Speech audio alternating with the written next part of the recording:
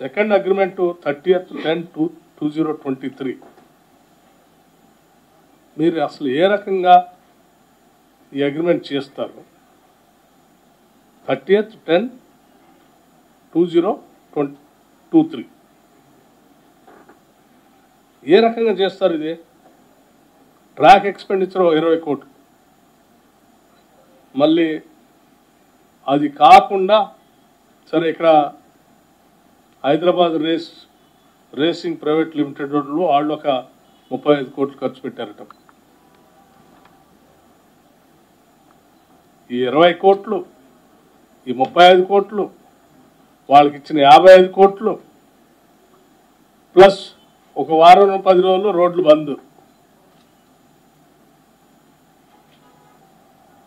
ఇంకా కట్టాల్సిన ఇంకో 55 కోట్లు. మరి వీటన్నిటితో రాష్ట్రానికి వచ్చింది ఏంది?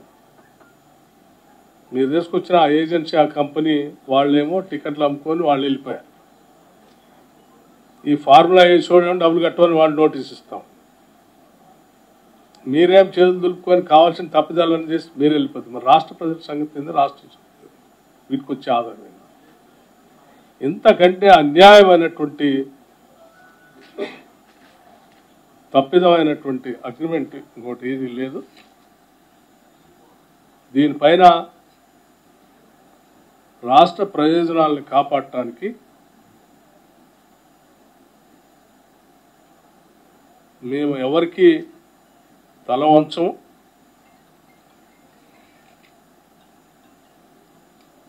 రాష్ట్ర ప్రజలకు చెందాల్సినటువంటి సొత్తుని ఎవరికి దారాదత్తం చేయడానికి కూడా ఒప్పుకోం. దీనికి సంబంధించి పూర్తిగా లీగల్గా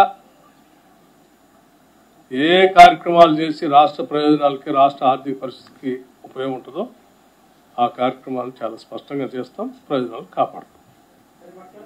తప్పుడు ప్రచారం చేసి ఇంకా ఒక రకమైనటువంటి మాయా ప్రపంచంలోకి ప్రజలు నెట్టే కార్యక్రమాన్ని బంద్ చేయండి. జనానికి అర్థమైపోయింది మీరు చేసినవన్నీ. ఇంకా భ్రమలు కల్పించి బతుకుదాం అనుకుంటే భ్రమలన్నీ తొలగిపోతాం.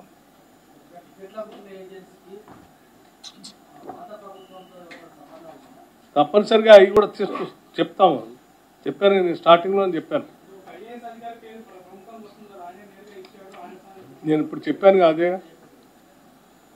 ప్రభుత్వం మంత్రి గారు వారు సంతకాలు లేవు, పోనీ క్యాబినెట్ అప్రూవల్ అది లేదు. ఏందనంటే టెలిఫోనిక్ ఆర్డర్స్ ఇచ్చారు అని ఒక నోట్లో ఎక్కడో రాసి దీనికి సెకండ్ అగ్రిమెంట్ చేశారు. అంటే ఈ నెక్స్ట్ జన్ వీళ్ళు కట్టుకోవాలి ఆ ఫీజు. ఫార్ములా ఈ రేస్ వాళ్ళకి 110 crores, దాదాపు 88 దాకా పర్మిషన్ తెచ్చుకోవాల్సింది వాళ్ళు ఆ పని చేయకుండా ఉండటం కోసం వాళ్ళని పక్క తప్పించేశారు. ఆ భారం అంతా రాష్ట్ర ప్రభుత్వం మీద వేసేటట్టుగా సెకండ్ అగ్రిమెంట్ రాశారు. వాళ్ళు మొదటి అగ్రిమెంటే నేను తప్పుపడుతున్నా, అందులోనే వేయలేదు. ఇక రెండోది మరి అన్యాయం ఏం లేదు. వాళ్ళు తప్పించి ట్రైపార్టీ అగ్రిమెంట్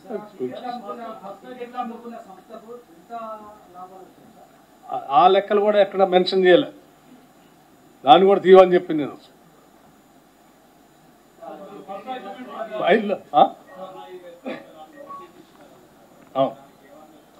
ఇస్తాము లీగల్గా. నేను అదే చెప్పాను, లీగల్గా స్పష్టంగా.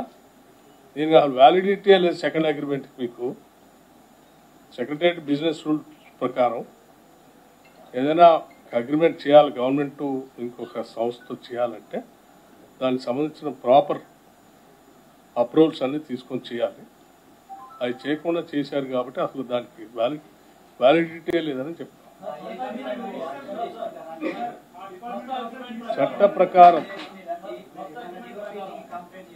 చట్ట ప్రకారం బిజినెస్ రూల్స్కు వ్యతిరేకంగా ఏమేమి జరిగినాయో దానికి అనుగుణంగా తీసుకోవాల్సిన చర్యలన్నీ ప్రభుత్వం తీసుకుంటుంది.